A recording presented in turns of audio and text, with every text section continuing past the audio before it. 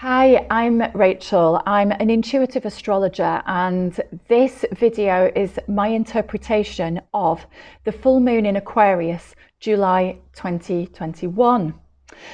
Now, just before I get into the interpretation, I do want to mention that I am a past life visionary and I work with a specific set of spirit guides who form a soul group who at various points in history have incarnated together. And how we work is some of us are above, some are below. It doesn't feel very natural for me to be the one here now giving you messages. I have quite a lot of memory of being the one in spirit. However, this is how it is. This is part of my personal karma to come out of complete obscurity and to declare that I do work with soul guides who are my soul group, and they are also famous household names. So in bringing through the information about the full moon in Aquarius opposite the sun in Leo, I have been working with two specific spirit guides, and that is Ben Jonson, the playwright, and Sir Francis Bacon.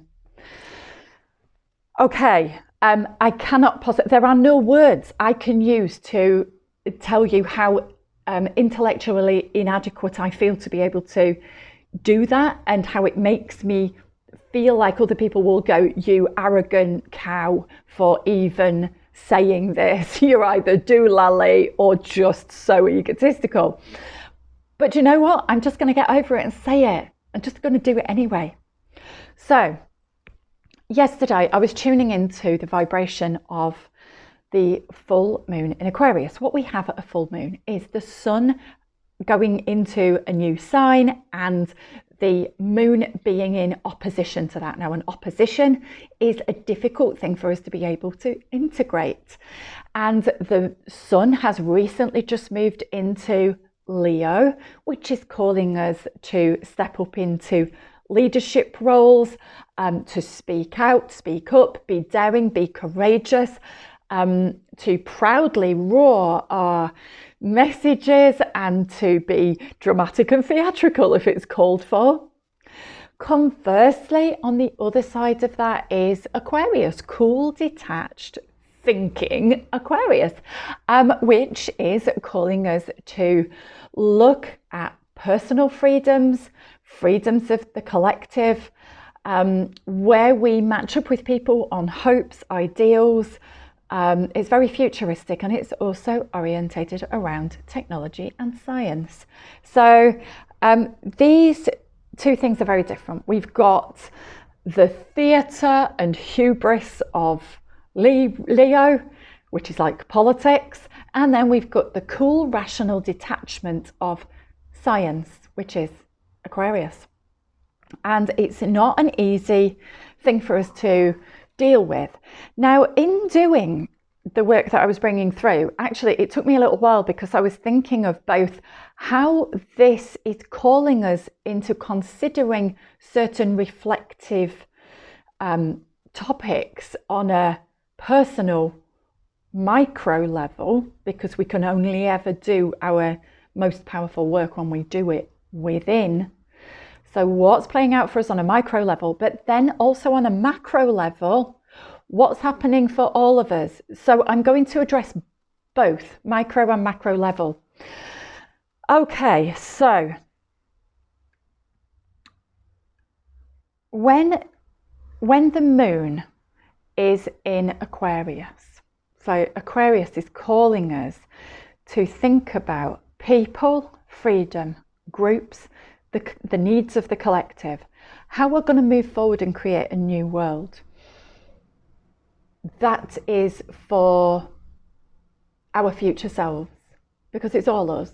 It was always us in the past, and it's us now, and it will be us in the future.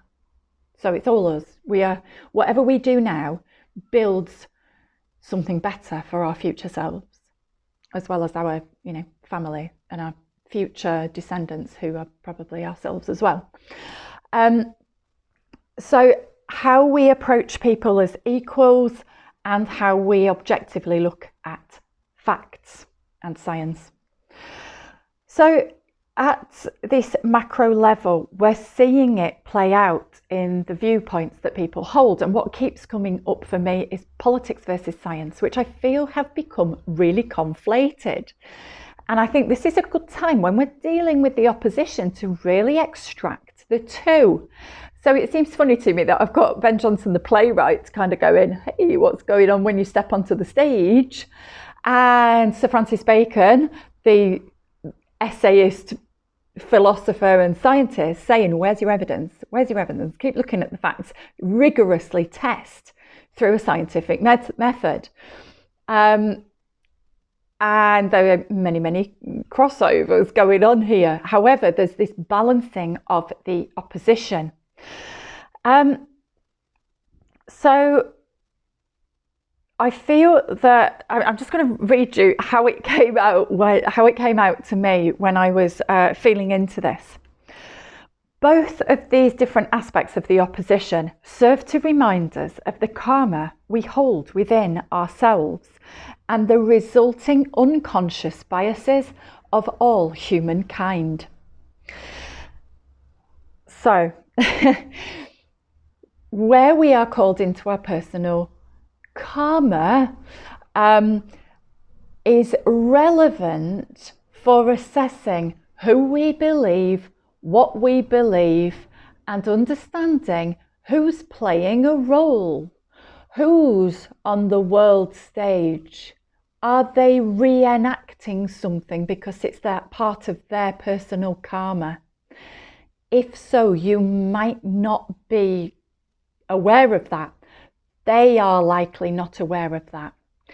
It's a very evolved, conscious thing to do, to be able to see yourself objectively, to understand your own role, the part you chose to play in dialogue with your oversoul, with your higher self, and with all of your soul family. What's the part you're playing? And this leads me on to, when we see people on a stage, on the world stage, we're really talking about players in politics, and that power centre that in the UK is throbbing out of Whitehall. And that has been the power centre of the UK for many centuries.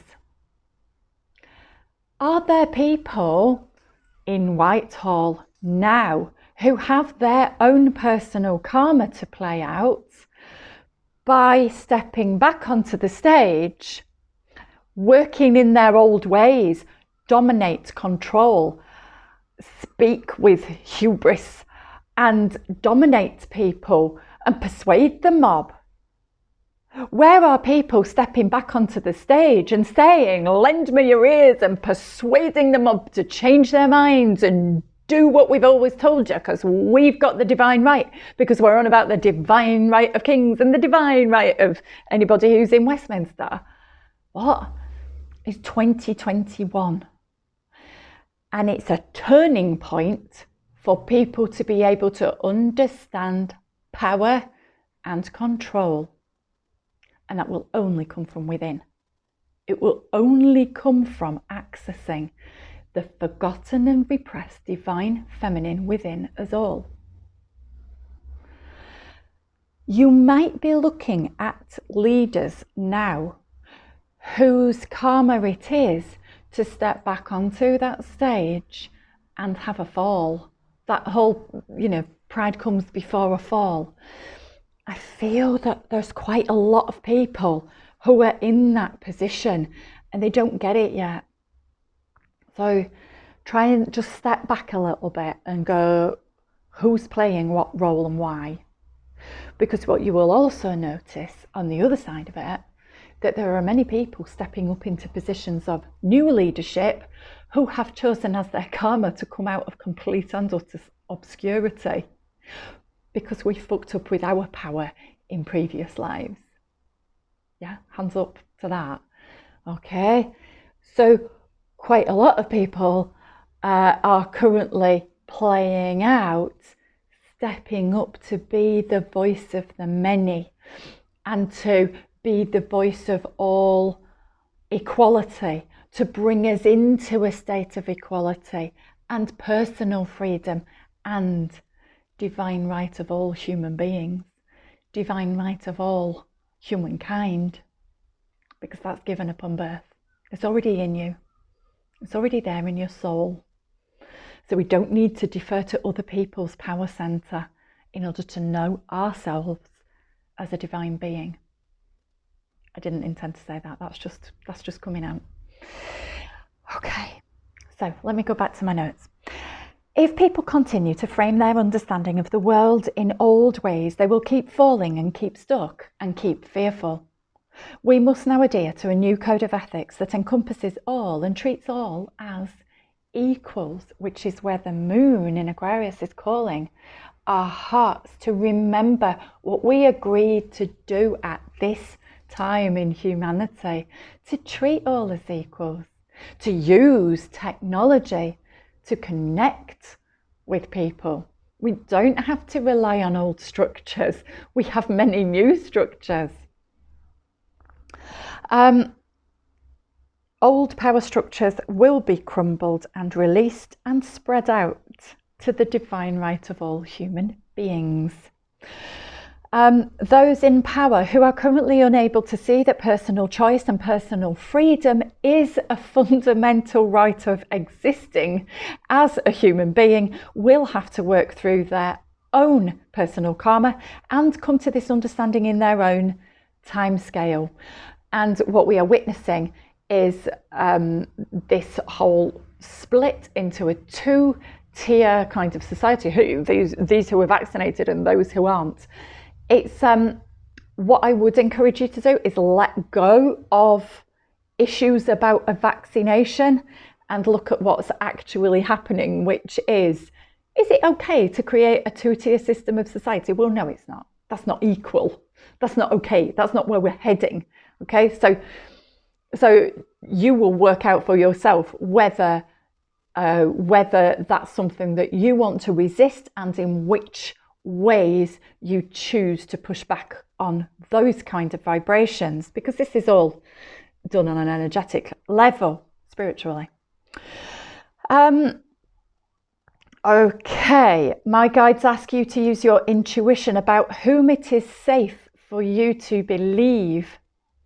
They also ask that in rejecting the energetic vibration of a person in power who you sense has personal karma to play out, you do not reject their message, which might in fact be a sensible argument justified by a rigorous scientific model. These are questions to ask yourself at this time. Am I able to witness where others are playing a role and to focus on my own role first rather than criticising another's path? Have I myself been playing the part of my true self in all areas of life? Am I able to put passion and drama aside to think carefully about the facts before I get into a heated debate? Conversely, am I courageous enough to speak up with passion and vigour when needed, once I have satisfied myself with the facts I need to form a coherent viewpoint? Have I thought about the opinions of others before jumping in? Can I still listen to a viewpoint that contradicts my own? Can I let go of my need to get on a soapbox? Where have I been detached and need to step up and show passion? Do I understand the mechanisms of politics? Do I understand where individuals and small groups are using power to dominate and coerce the larger populace? Do I understand the fundamentals of science, where to find accurate data, how to think critically, and how to test my theories? In whom do I place my trust?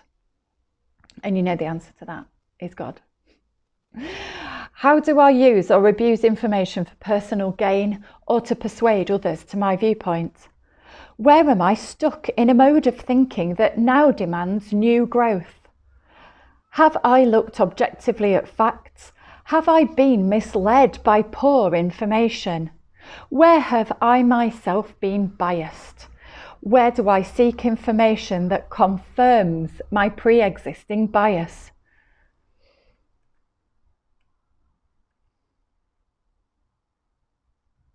Okay, I personally feel that it's just relevant to bring in the fact that Pluto is still in Capricorn. So we're experiencing this full moon in Aquarius, which is really important for us at this time as we are absolutely moving full steam ahead into the age of Aquarius. However, we still need to acknowledge that Pluto is what I have termed before taking a wrecking ball to the end of Capricorn.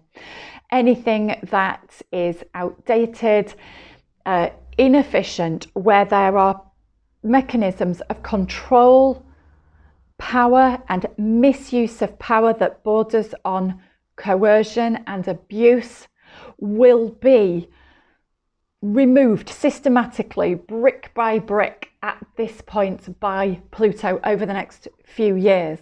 Keep your mind focused on the future, keep your mind focused on the facts and on the needs of the collective. Okay. One thing that I really wanted to speak about here to sum up, which is really relevant, is the fact that this full moon in Aquarius has taken place at 1 degree of Aquarius. Now, we've not had a major celestial event occurring at 1 degree of Aquarius since the Great Conjunction that occurred on the 21st of December 2020. Now, that Great Conjunction being where two planets are at the same degree, that was between Saturn and Jupiter. Those planets were extremely close, closer than they've been for hundreds of years, and that occurred at 0 degrees of Aquarius. At the time, I was given the information that that was almost like, you know, like a clock shifting. It was like gong, we're in the age of Aquarius now. That was the event that, you know, has been building up, but it was like, right, okay, boom, reset. And there was a lot that was reset from that point onwards within many of us. And this is reminding us to look back over what's happened during the last 7 months. Where have we gone in our personal lives? What has come up for us? And what's happened, what's played out on a bigger stage, you know, wherever you are, whatever's important in your community or in your country or in the world at large. So I think this is the first time we're going to be greatly reminded of what were our hopes and ideals and what did we want to do at that point? Is that coming back for reconsideration now? And the other thing that I am just going to finish with is the last time that there was a great conjunction of Saturn and Jupiter that close together, it was in 1623. Do you know what happened in 1623?